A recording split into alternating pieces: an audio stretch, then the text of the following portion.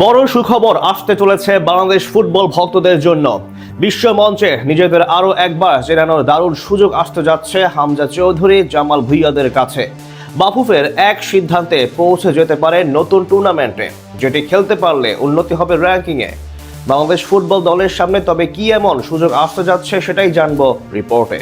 সামনে সাফ টুর্নামেন্ট, যেখানে বর্তমানে অন্যতম হট ফেভারিট টিম বাংলাদেশ। সাফ জিততে পারলেই দীর্ঘ 2 যুগ পর কোনো ট্রফি জয়ের স্বাদ পাবে বাংলাদেশ। তবে তার আগে আরও এক সুযোগ আসছে হামজা চৌধুরী, সমিত সোমদের কাছে। এশিয়ান মঞ্চে নিজেদের আরও এক ধাপ এগিয়ে নিতে খুলে যেতে পারে বড় মঞ্চের দরজা। বাফুফের এক সিদ্ধান্তে র্যাঙ্কিংয়ে বড় লাফ দিতে পারে লাল সবুজ প্রতিনিধিরা, যেটি হতে পারে বাংলাদেশের জন্য বড় টার্নিং পয়েন্ট। বর্তমানে দক্ষিণ এশিয়ার অন্যতম শক্তিশালী দল বাংলাদেশ। ফুটবল মহলে বলা চলে বইছে বসন্তের হাওয়া। ক্রমে উন্নতি করছে হামজা চৌধুরীরা। কিছুদিন আগে ইউরোপের দেশ সান মেরিনোর বিপক্ষে জিতে এসেছে তাদের মাঠে গিয়ে। এছাড়া সামনে আরও বেশ কিছু নামি দামি প্রবাসী স্ট্রাইকার যোগ দিবেন লাল সবুজের ডেরায়, যেটি সত্যি হলে পাল্টে যাবে সবকিছু। এর মাঝে বাংলাদেশের সামনে আসছে নতুন এক টুর্নামেন্টে প্রতিদ্বন্দ্বিতা করার। প্রথমবারের মতো মাঠে গড়াতে যাচ্ছে ফিফা এশিয়ান কাপ, যেখানে অংশ নিবে এশিয়ার বেশ কয়েকটি শীর্ষ দেশ। বিশেষ করে দক্ষিণ পূর্ব এশিয়ার দেশগুলোর ফুটবলকে বিশ্বমঞ্চে তুলে ধরতে এবং দলগুলোর আন্তর্জাতিক র্যাঙ্কিং বাড়াতে স্বয়ং ফিফা সভাপতি এই টুর্নামেন্টের মূল কারিগর। সেখানে প্রথম বাংলাদেশের নাম ছিল না।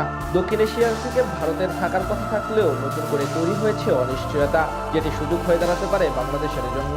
ইন্দোনেশিয়ায় আগামী 24 সেপ্টেম্বর থেকে 3 অক্টোবর অনুষ্ঠিত উদ্বোধনী ফিফা এশিয়ান কাপে ভারতের সঙ্গে গ্রুপ এতে ছিল ইন্দোনেশিয়া, মালয়েশিয়া ও সিঙ্গাপুর। এদিকে সামনে ফিফা উইন্ডোতে ব্রাজিলের বিপক্ষে প্রীতি ম্যাচ খেলার কথা রয়েছে মেন ইন ব্লুদের।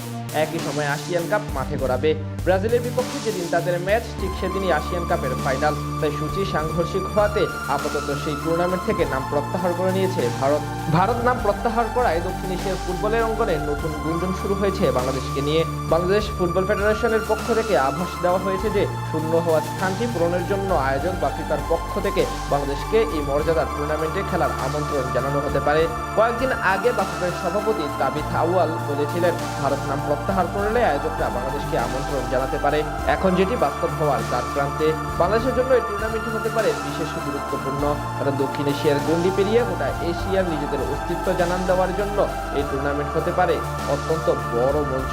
সাফ অঞ্চলের বাইরে থাইল্যান্ড, ইন্দোনেশিয়া, ভিয়েতনাম বা মালয়েশিয়ার মতো গতিশীল ও কৌশলগতভাবে এগিয়ে থাকা দলগুলোর বিপক্ষে খেলার অভিজ্ঞতা বাংলাদেশের ফুটবলারদের পারফরমেন্সের মান উন্নতি করবে। টুর্নামেন্টে অংশ নেওয়ার জন্য প্রতিটি দলই বড় অঙ্কের অংশগ্রহণ ফি পাবে। এছাড়া প্রিমিয়াম ডিভিশন চ্যাম্পিয়ন দলের জন্য $1 মিলিয়ন বা প্রায় 12 কোটি টাকা প্রাইজ মানি বরাদ্দ রয়েছে। ফিফা এশিয়ান কাপের ম্যাচগুলোর আন্তর্জাতিক ফুটবল ক্যালেন্ডারের অন্তর্ভুক্ত। থাইল্যান্ড বা ভিয়েতনামের মতো উচ্চ র্যাঙ্কিংয়ের দলের বিপক্ষে বাংলাদেশ যদি ড্র বা জয় তুলে নিতে পারে, তাহলে ফিফার র্যাঙ্কিংয়ে বাংলাদেশ এক ধাক্কায় অনেক ধাপ এগিয়ে যাওয়ার সুযোগ পাবে।